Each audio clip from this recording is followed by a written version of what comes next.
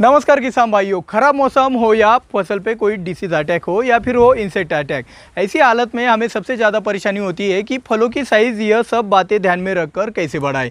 क्योंकि साइज़ बढ़ाने के लिए कोई पोषक का इस्तेमाल करने जाते हैं तो और भी दिक्कत हमारी फसलों में बढ़ जाती है।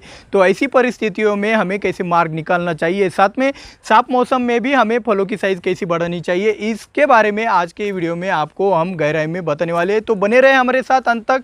मैं हूं दिव्यराज और आप देख रहे हो अन्य निर्माता। चलिए शुरुआत करते हैं आज के वीडियो की। तो पहले हम बात करेंगे खराब मौसम में फलों की साइज़ कैसी बढ़ानी है। हम क्या कैसी बढ़ानी है, किन चीज़ों से बढ़ानी है, ये भी बताने वाले हैं इस सेक्शन में। और आपको ये भी बताने वाले कि इन चीज़ों का आपको ख़राब मौसम में फलों की साइज़ बढ़ाने के लिए इस्तेमाल नहीं करना है। तो पहले हम शुरुआत करते हैं।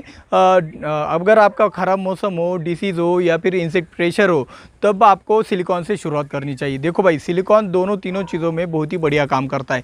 ख़राब मौसम हो तो भी आपका सिलिकॉन क्या करता है, आपका सेल डिवीजन करके पत्तियों का साइज़ बड़ा करने से आपके पत्तियों में फोटोसिंथेसिस ज़्यादा कर देता है। और जैसे पत्तियाँ बड़ी कर सकता है, वैसे ही फोटोसिंथेसिस ज़्यादा होने से प्रोटीन ज़्यादा बनेगा, और प्रोटीन ज़्यादा बनेगा तो आपकी फ्रूट साइज़ भी बढ़ेगी। और वैसे ही आपका सेल डिवीजन अच्छा से होने के कारण आपके फलों का साइज़ भी सिलिकॉन से बढ़ जाता है। तो सिलिकॉन अगर आप ड्रिप में से भी देते हो और ऊपर से भी छिड़काव करते हो ख़राब मौसम में डिसीज़ होने पर या फिर इंसेक्ट होने पर, तो आपको सिलिकॉन के बहुत ही अच्छे रिजल्ट आपको फलों की साइज़ बढ़ाने के लिए मिल जाते हैं। इसके साथ ही आप साइज़ बढ़ाने के लिए इस्तेमाल कर सकते हो 05234। आप कुमानेल और 05234 का स्प्रेइंग करने से भी आपके फलों की साइज़ बहुत ही अच्छे तरीके से बढ़ सकती है। देखो भाई, अगर आपको फलों की साइज़ बढ़ानी है तो पहला पॉइंट लगता है वो है फॉस्फोरस। अगर आपके फसल में फॉस्फोरस ज़्यादा ना हो तो वो आपकी फलों की साइज़ बढ़ ही नहीं सकती है। तो फलों का फॉस्फोरस ज़्यादा से ज़्यादा किस ग्रेड में आता है? 5234 में। अगर 060 में भी आता है, लेकिन वो महंगा भी जाता है और उसका इस्तेमाल करने के बाद फसल लॉक हो जाती है, यानी कि उसमें फॉस्फोरस ही ज़्यादा रहता है, नाइट्रोजन पूरी तरीके से ब्लॉक हो जाता है। तो यहाँ पे 5234 का इस्तेमाल सुरक्षित रहता है और उसके साथ कुमानेल का भी आप स्प्रेइंग करते हो तो और भी बढ़िया रहता है। आप 5234 का इस्तेमाल फलों की साइज़ बढ़ाने के लिए ड्रिप में से भी कर सकते हो। रही बात अगले न्यूट्रिएंट की, भाई फेरस का इस्तेमाल अगर आप अपने फसल में करवाते हो तो उसका साइज़ से क्या रिलेशन है, ये मैं आपको बताता हूँ। जैसे कि भाई हमने पोटेशियम शॉनाइट की वीडियो में बताया कि मैग्नीशियम को आप पोटेश के साथ देते हो तो पोटेश के रिजल्ट बढ़ जाते हैं। पोटेश का अपटेक बहुत ही तेज़ गति से होता है।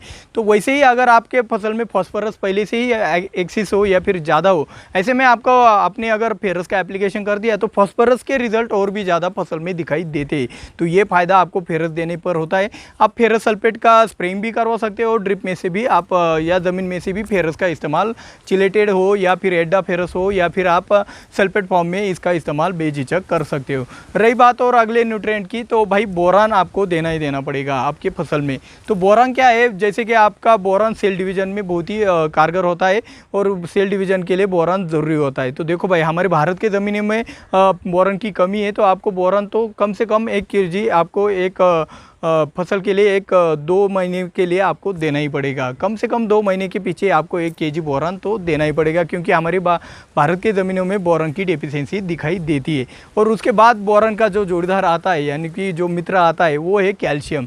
तो भाई बिना कैल्शियम की साइज़ कैसे हो सकती है? क्योंकि जैसे नाइट्रोजन जब सबसे ज़्यादा लगता है मेन न्यूट्रिएंट में, वैसे ही आपका साइज़ बढ़ाने के लिए भी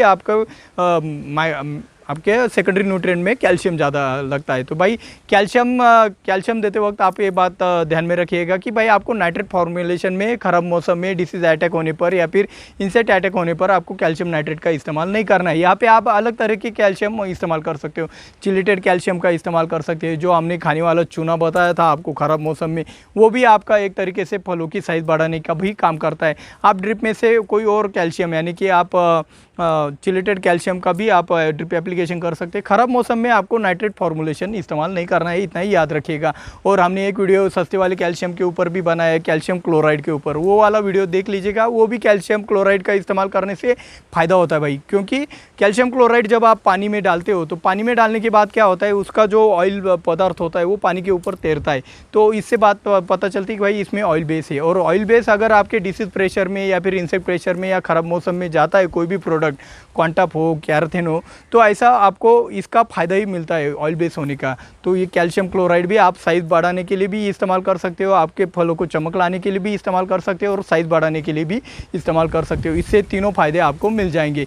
कुमानेल का तो हमने बता दिया भाई, कुमानेल का अगर आपने 52-34 के साथ इस्तेमाल कर दिया तो उससे आपके फलों की साइज़ भी बढ़ेगी। और कुमानेल से एक दो फायदे और होते हैं, आपकी पत्तियाँ रफ बनेगी जिससे डिसीज प्रेशर ज़्यादा नहीं बढ़ेगा और आपके फलों को मजबूती भी मिलेगी और कुमान से जिंक भी मिलता है, तो वो जिंक के कारण भी आपकी फलों की साइज़ बढ़ जाएगी।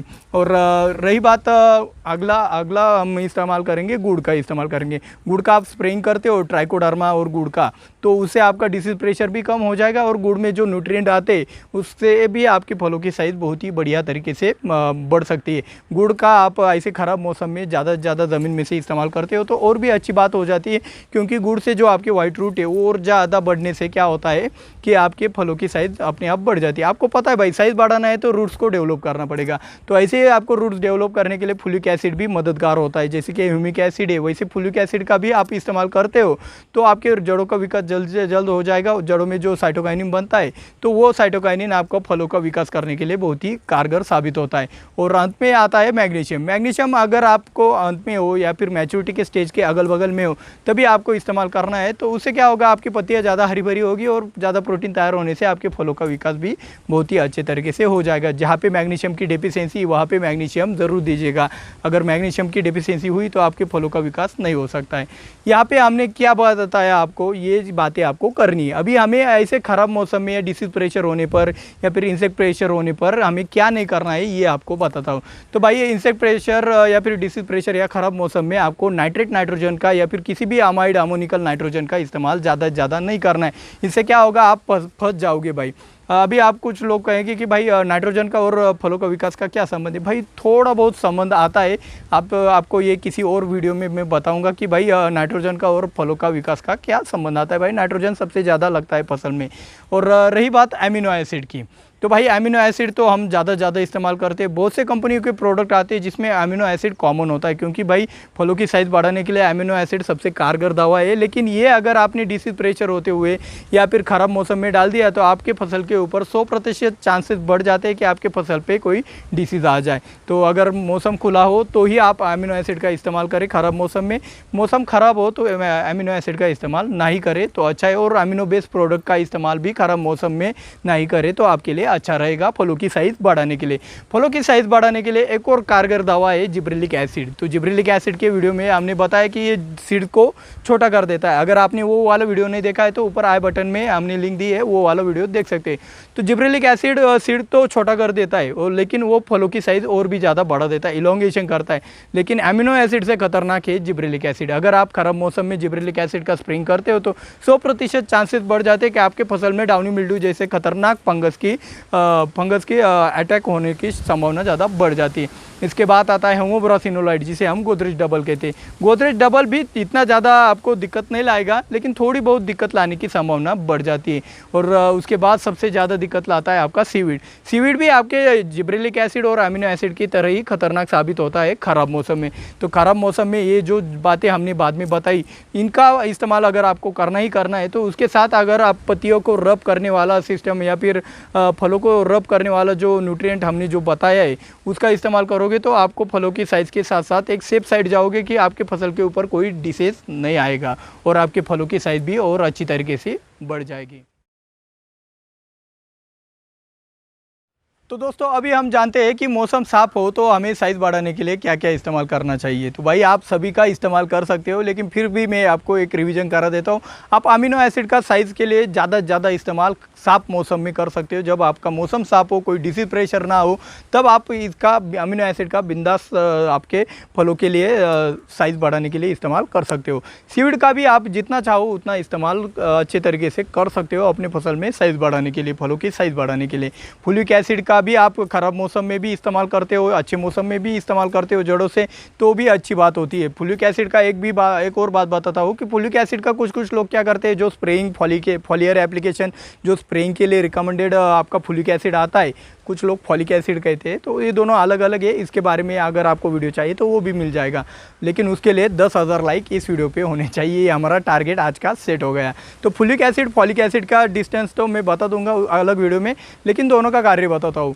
फॉलिक एसिड और फॉलिक एसिड अगर आप स्प्रेइंग करवाते हो तो भाई इससे आपके फलों की साइज़ भी बढ़ती है। फॉलियर एप्लीकेशन वाला फॉलिक एसिड होना चाहिए। तो इसके बाद आप जिब्रेलिक एसिड का भी आप मन चाहिए जितना इस्तेमाल कर सकते हो, लेकिन आपको आपके फसल के एनर्जी का भी ख्याल रखना है और आपका उस कम से कम पीपीएम में ज़्यादा से ज़्यादा आपको बेनिफिट उठाना चाहिए। होमोप्रोसिनोलाइड यानी कि आपका गोदरेज का डबल हो गया है, तो गोदरेज डबल आप इस्तेमाल साफ मौसम में कभी भी और कैसे भी कर सकते हो, कोई दिक्कत की बात नहीं। सिलिकॉन का तो इस्तेमाल हम ख़राब मौसम में कर सकते हो, तो भाई साफ मौसम में तो क्यों न किया जाए। सिलिकॉन का भी आप ऊपर और नीचे से अगर इस्तेमाल करते हो साइज़ बढ़ाने के लिए तो ज़्यादा से ज़्यादा आपको बेनिफिट ही होगा। 52-34, 0-60-20, 13-40-13 ये जो ग्रेड है ये फॉस्फोरस के रिजल्ट बढ़ाने की ग्रेड है। तो भाई इन तीनों ग्रेड का अगर आप अलग अलग स्टेज में अलग अलग तरीके से इस्तेमाल करते हो तो आपके फलों की साइज़ बढ़ाने की संभावना और भी ज़्यादा बढ़ जाती है। और एक बात रह गई कि भाई ख़राब मौसम में हम जिंक का इस्तेमाल नहीं कर सकते। अगर आप साफ मौसम हो तो ज़्यादा से ज़्यादा जिंक का भी इस्तेमाल करते हो स्प्रेइंग के लिए या फिर ड्रिप के एप्लीकेशन से, तब भी आपके फसल में कोई डिसीज़ तो नहीं आएगा, कोई आपका इंसेक्ट प्रेशर भी नहीं बढ़ेगा और आपका आराम से आपकी फसलों में जो फल है उनकी साइज़ बढ़ जाएगी। फेरस का तो मैंने लॉजिक बता दिया, आप जैसे ख़राब मौसम में फेरस का फलों की साइज़ बढ़ाने के लिए इस्तेमाल कर सकते हो, वैसे साफ मौसम में भी आप फेरस का इस्तेमाल साइज़ बढ़ाने के लिए कर सकते हो। मैग्नीशियम का भी वैसा है, बोरॉन का भी वैसा है और कैल्शियम का भी आप इस्तेमाल साफ मौसम में साइज़ बढ़ाने के लिए कर सकते हो। और यदि आपके फसल में इन सभी तरीक़ों का इस्तेमाल करके भी साइज़ नहीं बढ़ रही है तो इसके लिए एक बहुत ही खास इलाज मैंने आज के खास बात में बताया है। लेकिन उससे पहले भाई आपको हमारा ये वीडियो अच्छा लगता हो तो लाइक तो ज़रूर कीजिएगा, और हाँ, जो हमारा ये वीडियो पहली बार देख रहे हैं जल्द से जल्द सब्सक्राइब ज़रूर कीजिएगा। और हाँ, चलते हैं खास बात की तरफ। तो आज की खास बात में आपका स्वागत है। तो दोस्तों, कई बार क्या होता है कि फसल की वेजिटेटिव ग्रोथ आपके रिप्रोडक्टिव ग्रोथ की तुलना में ज़्यादा होती है। यहाँ पे आपके वेजिटेटिव ग्रोथ और रिप्रोडक्टिव ग्रोथ क्या है ये आपको मैं शॉर्ट में समझाता हूँ। भाई देखो, वेजिटेटिव ग्रोथ यानी कि आपकी पत्तियाँ, आपके जो तने या फिर आपकी जड़ या फिर आपकी जो टहनियाँ होती है उनका विकास होना यानी कि वेजिटेटिव ग्रोथ होना, और रिप्रोडक्टिव ग्रोथ सिर्फ फल और फूल होते हैं।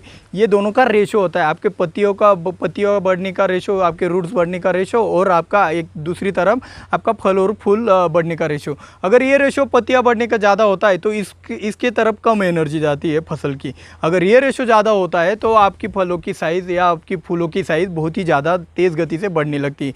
अगर आपका ये रेशो ऐसा हो गया होगा यानी कि आपकी पत्तियों की वेजिटेटिव ग्रोथ अगर ज़्यादा हो रही है तो अब आपको ऊपर वाले जो भी हमने इलाज बताई वो करके भी आपके फलों की साइज़ नहीं बढ़ सकती है, क्योंकि वो जो सब आप दोगे आपके फलों की साइज़ बढ़ाने के लिए वो सब वेजिटेटिव ग्रोथ के ही पास जाएगा।